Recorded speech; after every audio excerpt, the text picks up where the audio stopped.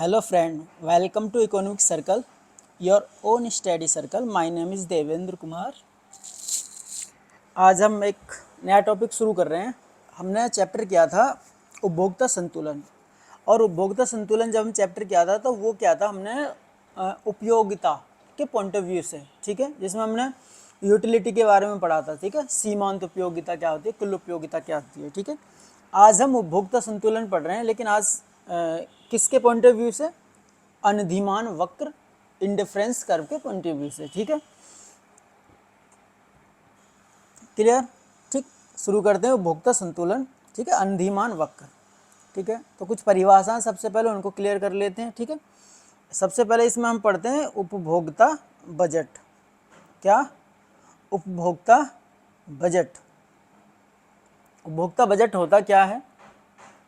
उपभोक्ता का बजट उसकी वास्तविक आय या क्रय शक्ति को बताता है, ठीक है। उपभोक्ता बजट ये बताता है कि एक व्यक्ति की वास्तविक आय क्या है या उसकी वस्तु को खरीदने की क्षमता क्या है, जिसके द्वारा वह दी हुई कीमत वाली वस्तुओं की निश्चित मात्रा खरीद सकता है। भाई बजट का मतलब क्या होता है कि एक व्यक्ति कितने रुपए मंथली कमाता है, ठीक है, और उस जो मंथली रुपए कमाता है उसके कुल कितने खर्चे हैं, ठीक है, उस खर्चों को, ठीक है, उसकी दी हुई आय को वो किस प्रकार खर्च कर सकता है जो उसको ज़रूरत की वस्तुओं उसको खरीदने में, ठीक है। वो स्टार्टिंग में अपना बजट बना के चलता है कि अगर मैं 10,000 रुपये मंथ कमाता हूँ तो मुझे ये 10,000 रुपये कहाँ कहाँ खर्च करने हैं, तो उसका बजट है 10,000 रुपये, और उसको वो जो 10,000 रुपये कहाँ कहाँ किन किन वस्तुओं के उपभोग पर खर्च करने हैं, ठीक है। वो सब क्या कहलाता है उसका, ये सब बजट में शामिल होता है, ठीक है। उसके बाद बात करते हैं बजट सेट क्या होता है। देखो, यह उपभोक्ता के समस्त संयोजनों या फिर बंडलों का सेट है जो वह अपनी मौद्रिक आय के अंतर्गत प्रचलित कीमतों पर खरीद सकता है, ठीक है। बजट सेट का मतलब जो अपनी दी हुई आय को वो जो वस्तुओं पर खर्च करता है, ठीक है, उन सभी जो भी कॉम्बिनेशंस हुए उन सभी बंडलों का एक सेट जो है वो बजट सेट कहलाता है, ठीक है। क्वेश्चन में एक नंबर में क्वेश्चन आ जाता है कि बजट सेट का समीकरण बताइए, ठीक है। तो बजट सेट का समीकरण होता है एम, ठीक है, ग्रेट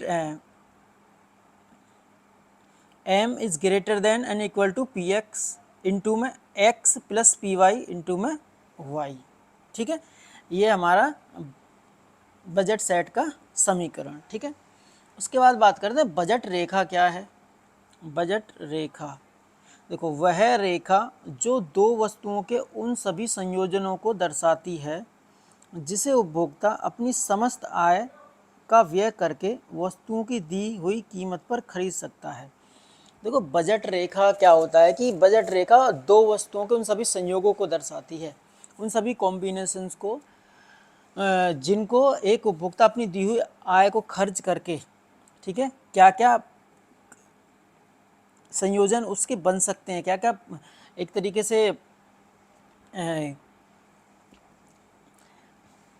क्या कॉम्बिनेशंस हो सकते हैं, वो बजट रेखा कहलाती है, ठीक है। और बजट रेखा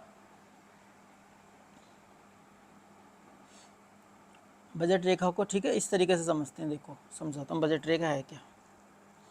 बजट रेखा एक तरीके से, ठीक है, ये दो वस्तुएं हमारी, दो वस्तुओं के संयोजनों को दर्शाती है। हम इधर लेके चलते हैं वस्तु एक, वस्तु ए, और यहाँ हम लेते हैं वस्तु बी, ठीक है। और ये हमारी गई बजट रेखा, ठीक है। और ये क्या दर्शा रही है हमारी,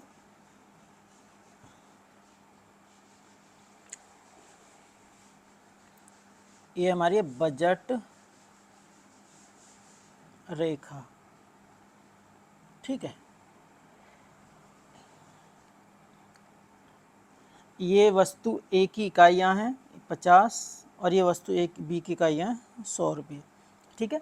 एक उपभोक्ता है जिसका बजट जो भी है, माना कि उसका बजट 10,000 रुपये है, ठीक है, कितना बजट है उसके पास, 10,000 रुपये बजट है, और उस बजट को खर्च करके वो वस्तु ए की कितनी इकाई खरीद सकता है, 50 इकाई खरीद सकता है, और वस्तु बी की कितनी खरीद सकता है, 100 इकाइयाँ खरीद सकता है, ठीक है।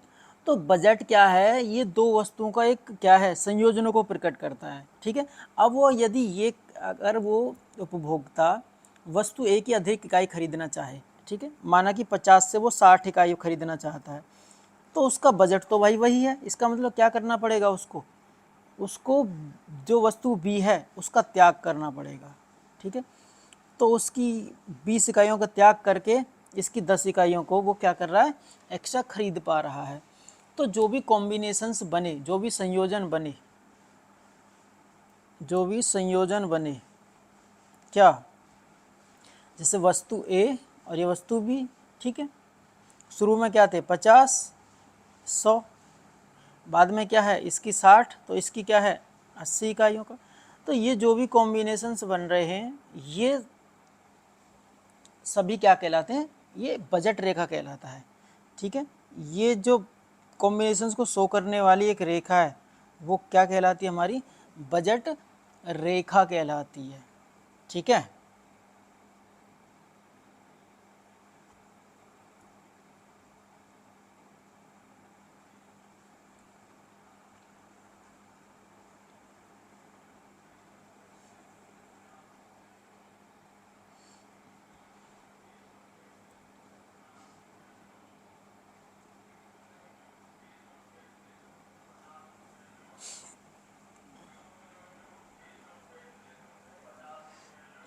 ठीक है, बजट रेखा समझ में आया, क्लियर।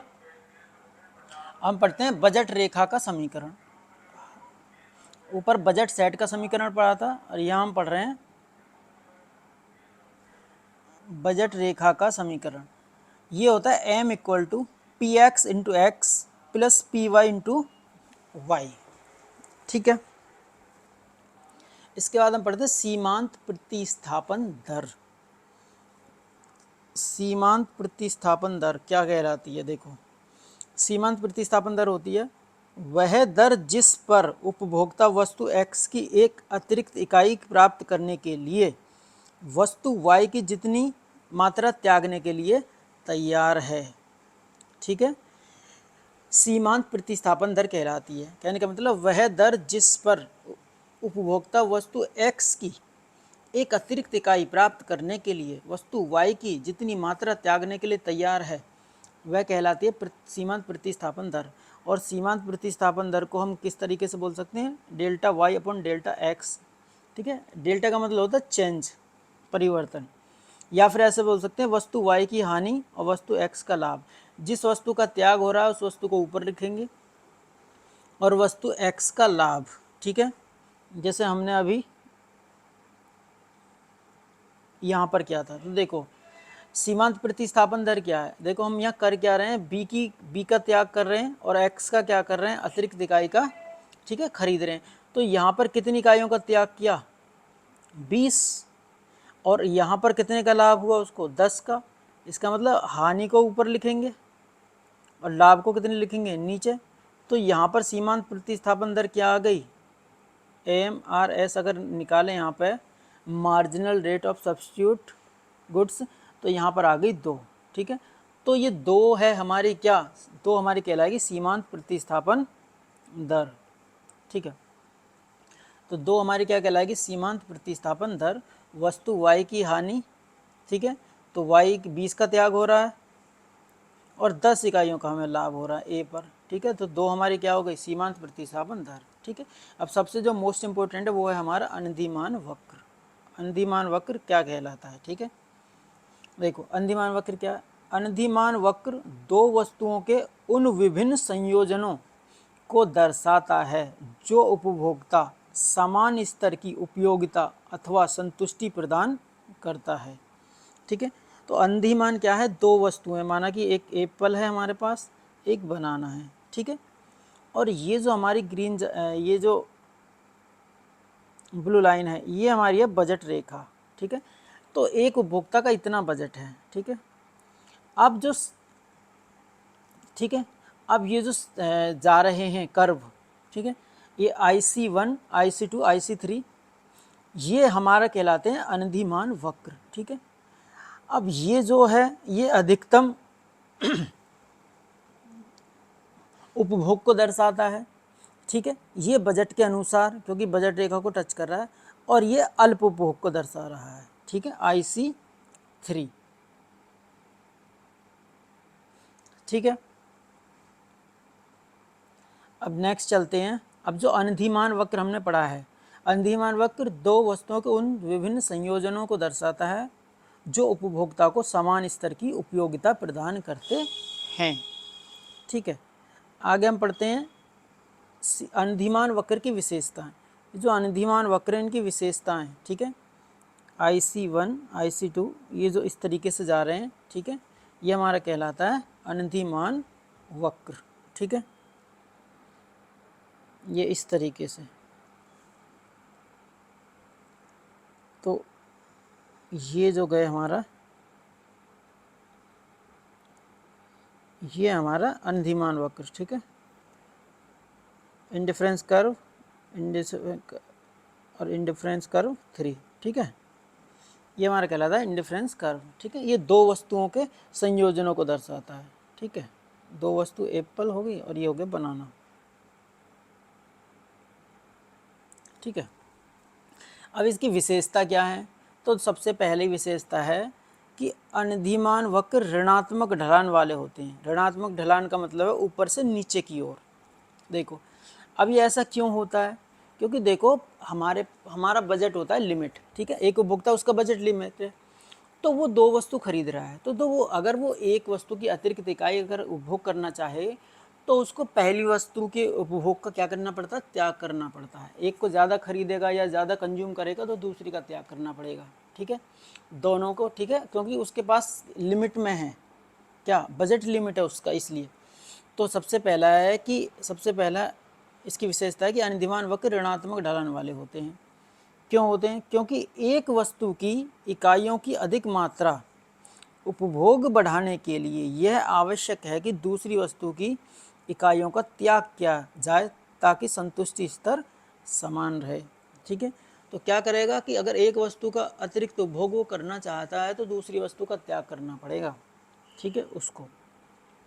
दूसरा है हमारा कि अनधिमान वक्र मूल बिंदु की ओर उन्नतोदर होता है। क्या होता है? उन्नतोदर, मूल बिंदु की ओर। ये उन्नतोदर का मतलब ये जो पीठ किया हुआ है ना इसने, मूल बिंदु की ओर पीठ करके जो है, इसको बोलते हैं उन्नतोदर। क्योंकि सीमांत प्रतिस्थापन दर घटती हुई होती है, अर्थात उपभोक्ता एक वस्तु की अतिरिक्त मात्रा का उपभोग बढ़ाने के लिए दूसरी वस्तु की इकाइयों का त्याग घटती दर पर करने के लिए तैयार होता है, ठीक है। इसलिए अनधिमान वक्र मूल बिंदु की ओर क्या होता है? उन्नतोदर होता है। इसके बाद लिखा अनधिमान वक्र न तो कभी एक दूसरे को छूते हैं और न ही काटते हैं। ये जो वक्र हैं ये आपस में कभी भी छुएंगे नहीं, ना ही एक दूसरे को क्या करेंगे? काटेंगे, ठीक है। क्योंकि दो अनधिमान वक्र संतुष्टि के दो अलग अलग स्तरों को प्रदर्शित करते हैं। यदि ये एक दूसरे को काटें या फिर कटा बिंदु पर संतुष्टि का स्तर समान होगा, जो कि संभव नहीं है, ठीक है भाई।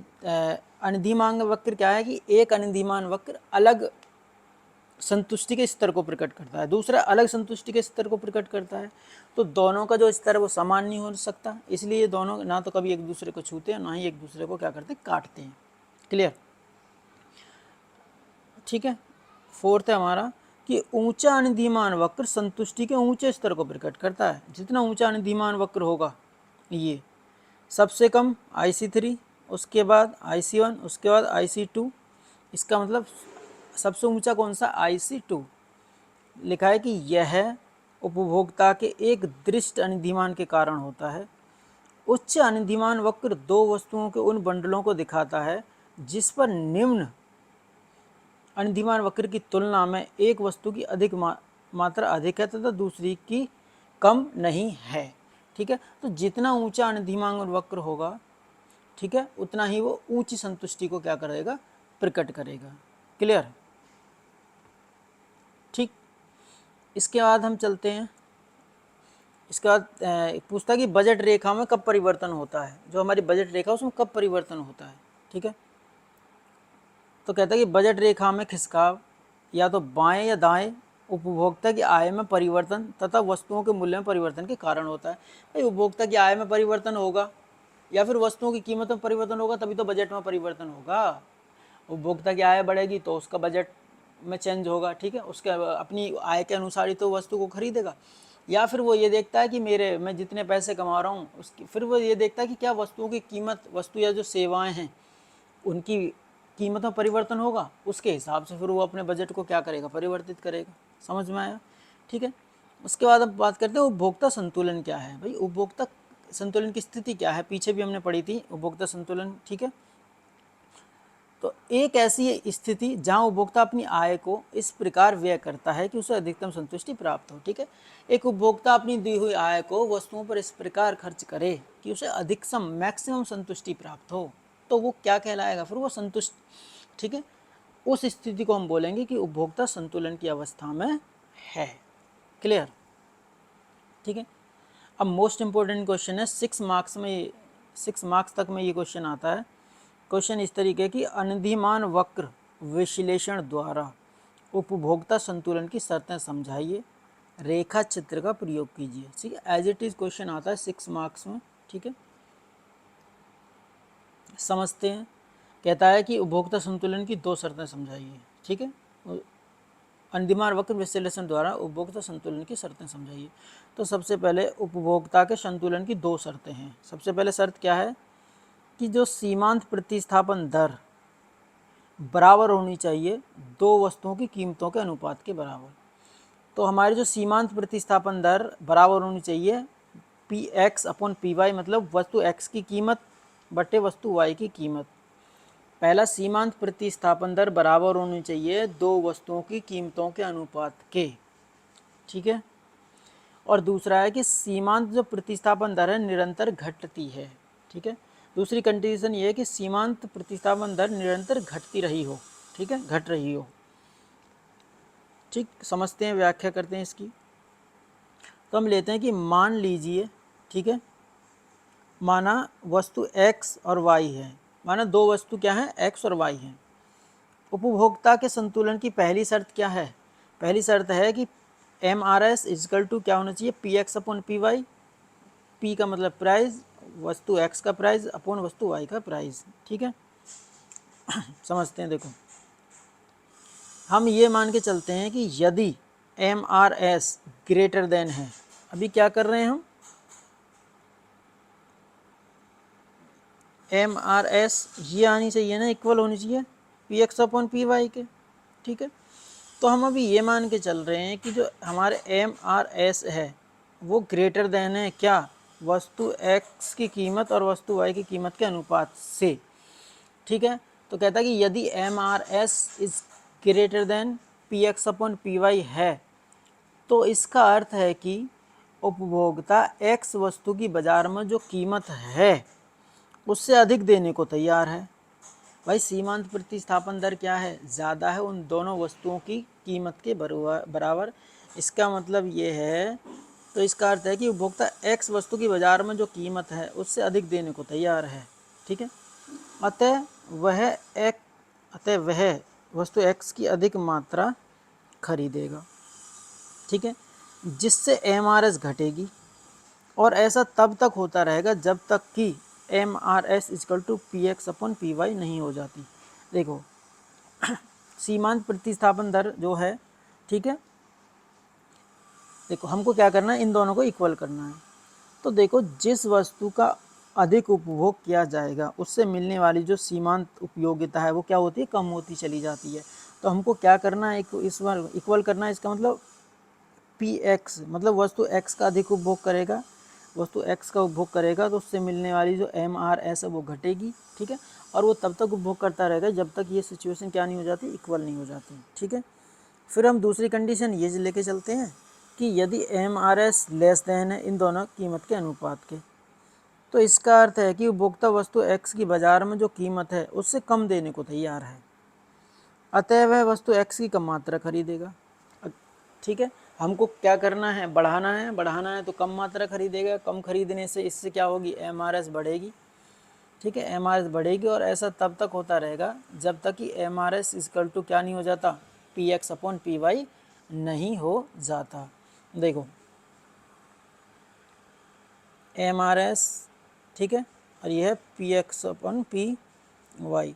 तो देखो जिसको भी कम करना है, ठीक है, जिसको कम करना है उसका तो क्या कर देंगे, वो उपभोग को बढ़ा देंगे, और जिसको अधिक करना है उसके उपभोग में क्या कर देंगे, कमी कर देंगे, ठीक है। अगर ये सिचुएशन है, ठीक है, तो PX की अधिक मात्रा को क्या करेंगे, उपभोग करना शुरू कर देंगे, ठीक है।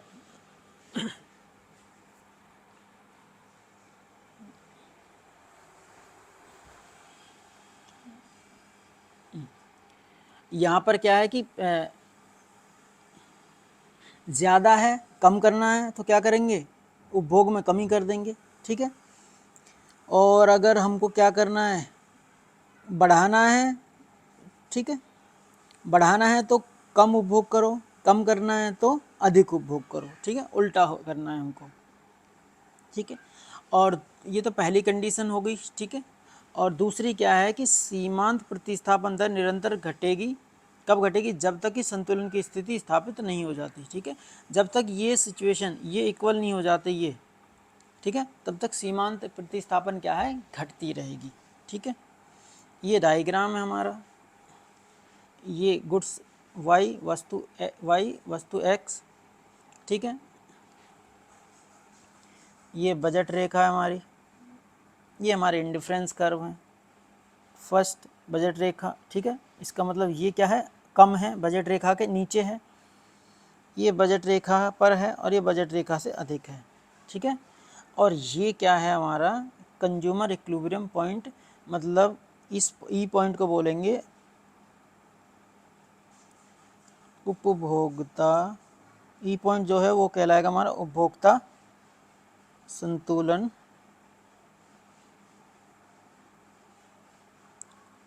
उपभोक्ता संतुलन बिंदु, ठीक है। ई पॉइंट क्या है, उपभोक्ता संतुलन बिंदु, मतलब ई पॉइंट पर उपभोक्ता संतुलन की अवस्था में है, क्योंकि ये बजट लाइन को टच कर रहा है और वो बजट के अनुसार ही वस्तुओं का क्या कर रहा है, उपभोग कर रहा है, ठीक है। तो क्वेश्चन था अनिधिमान वक्र विश्लेषण द्वारा उपभोक्ता संतुलन की शर्त समझाइए, रेखा चित्र का प्रयोग कीजिए। दो, ठीक है, पहली शर्त सीमांत प्रतिस्थापन दर है जो है वो इक्वल होनी चाहिए किसके, उन दो वस्तुओं की कीमत के अनुपात के बराबर। और दूसरा कि सीमांत प्रतिस्थापन दर है वो क्या होनी चाहिए, घटती रहनी चाहिए, ठीक है। ठीक, अब इसके आधार पर एक तो वो क्वेश्चन हो गया, ठीक है। अब एक क्वेश्चन इस तरीके से आता है जिसमें वो सिचुएशन देता है और क्वेश्चन कहता है कि एक उपभोक्ता केवल दो वस्तु एक्स और वाई को उपभोग करता है, ठीक है। कहता है कि एक उपभोक्ता है, दो वस्तुओं को क्या कर रहा है, उपभोग कर रहा है। आगे कहता है दोनों की बाजार कीमत 3 रुपये प्रति इकाई है। यदि उपभोक्ता इन दो वस्तुओं के ऐसे संयोग का चुनाव करता है जिसकी सीमांत प्रतिस्थापन दर 3 है, तो क्या उपभोक्ता संतुलन में है, कारण दीजिए। ऐसी स्थिति में एक विवेकशील उपभोक्ता क्या करेगा, ठीक है। उसने क्या दिया हुआ है, उसने वस्तु एक्स और वाई की कीमत दी हुई है, क्या वस्तु एक्स की कीमत की उसने कितनी दी है, क्या दिया हुआ, वस्तु एक्स की कीमत 3, वस्तु वाई की भी कीमत 3 दी है, और उसने MRS क्या दिया है, 3 दिया है, ठीक है। और हमको पता है कि क्या वो कहता है कि क्या एक उपभोक्ता संतुलन की स्थिति में है, तो देखते हैं। हमने क्या पढ़ा है कि एक उपभोक्ता संतुलन की स्थिति में कब होता है, कब माना जाएगा, जब MRS इक्वल होगा किसके, PX अपॉन PY के। भाई रख के देख लेते हैं, मूल्यों को स्थापित करने पर क्या, MRS 3 है और ये 3/3, ठीक है। इसका मतलब क्या हो गया, ये 3, ये आ गया हमारा 1, इसका मतलब MRS वस्तु की कीमत के अनुपात के इक्वल नहीं है, ठीक है। अब ऐसे सिचुएशन में क्या होगा, इसलिए उपभोक्ता संतुलन में नहीं है ना, इक्वल आना चाहिए। इसलिए MRS is greater than PX upon PY का अर्थ है कि उपभोक्ता वस्तु X की एक और इकाई खरीदने के तैयार है। इसका मतलब वस्तु X की अधिक इकाई खरीदने को तैयार है। अब हमको क्या करना है, इसको कम करना पड़ेगा। कम करने के लिए क्या करेंगे, वस्तु X की अधिक इकाइयों को खरीदना पड़ेगा, ठीक है। तो उपभोक्ता X की वस्तु x की अधिक इकाई खरीदेगा यहाँ पर, ठीक है। और कब तक? ह्रासमान सीमांत उपयोगिता नियम के कारण सीमांत उपयोगिता दर घटेगी। वो खरीदता चला जाएगा, मतलब उपभोग करता चला जाएगा उस वस्तु का। और कब तक? जब ये कि इक्वल नहीं हो जाता। और यह प्रक्रिया तब तक जारी रहेगी जब तक MRS इक्वल टू PX/PY न हो जाए, ठीक है। इस प्रकार उपभोक्ता संतुलन में क्या है? आ जाएगा, ठीक है। हमको क्या करना होता है? MRS इक्वल टू PX/PY करना है। और MRS ये आ रहा हमारा ग्रेटर देन PX/PY, ठीक है। इसका मतलब x की अधिक इकाई को क्या करना पड़ेगा? हमको उपभोग करना पड़ेगा, जिससे x की जो सीमांत प्रतिस्थापन दर है वो घटती चली जाएगी।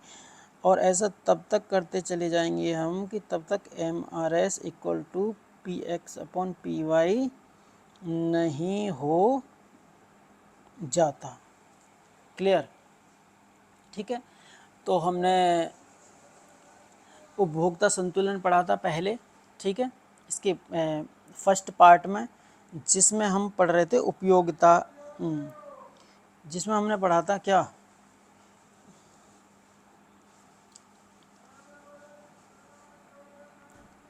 जिसमें हमने पढ़ा था उपयोगिता, उपयोगिता के संदर्भ में, ठीक है। और दूसरा हमने अभी पढ़ा अनधिमान, ठीक है, अनधिमान वक्र के अकॉर्डिंग, ठीक है। तो उपभोक्ता संतुलन दो प्रकार से है, एक तो अनधिमान वक्र, ठीक है, और एक है हमारा उपयोगिता के पॉइंट ऑफ व्यू से, ठीक है। और कभी कभी जो अनधिमान वक्र है उसका दूसरा एक और नाम है, उसको बोलते हैं तटस्थता वक्र, तटस्थता, क्या? तटस्थता वक्र, ठीक है। तो अनधिमान वक्र को वो तटस्थता वक्र भी बोल सकता है, लेकिन इंग्लिश में आप देखोगे तो इंग्लिश में उसको केवल वो डिफरेंस कर्व ही बोलेगा, ठीक है। तो इस चैप्टर में हमने क्या पढ़ा? अभी तक हमने बजट, उपभोक्ता बजट के बारे में पढ़ा, ठीक है। बजट सेट क्या है, फिर बजट रेखा क्या है, ठीक है, फिर बजट रेखा का समीकरण, फिर हमने सीमांत प्रतिस्थापन दर पढ़ी। और सीमांत प्रतिस्थापन दर का फॉर्मूला क्या होता है हमारा? वह सीमांत प्रतिस्थापन दर होती है वस्तु y की हानि और वस्तु x का लाभ, हानि को ऊपर लेते हैं, ठीक है। उसके बाद अनधिमान वक्र क्या होता है, ठीक है। उसके बाद फिर अनधिमान वक्र की विशेषताएं, ठीक। फिर बजट रेखा में परिवर्तन कब होता है, ठीक है। एक उपभोक्ता संतुलन की स्थिति में कब होता है। फिर ठीक है, क्वेश्चन पढ़ा हमने अनधिमान वक्र विश्लेषण द्वारा एक उपभोक्ता संतुलन की शर्तें समझाइए, ठीक है। और फिर इसके बेस पर हमने एक क्वेश्चन पढ़ा जिसमें उसने क्या दिया है? वस्तु की कीमत दी हुई है और हमें सीमांत प्रतिस्थापन दर दी हुई है, ठीक है। तो इस चैप्टर में इतना ही है, बाकी जो उपभोक्ता संतुलन वाला जो चैप्टर है वो यहीं पर फिनिश होता है, ठीक है। इसका सेकंड पार्ट भी क्या होता है? फिनिश होता है, ठीक है। तो आज की क्लास में बस इतना ही, ठीक है। तो थैंक यू फॉर वॉचिंग।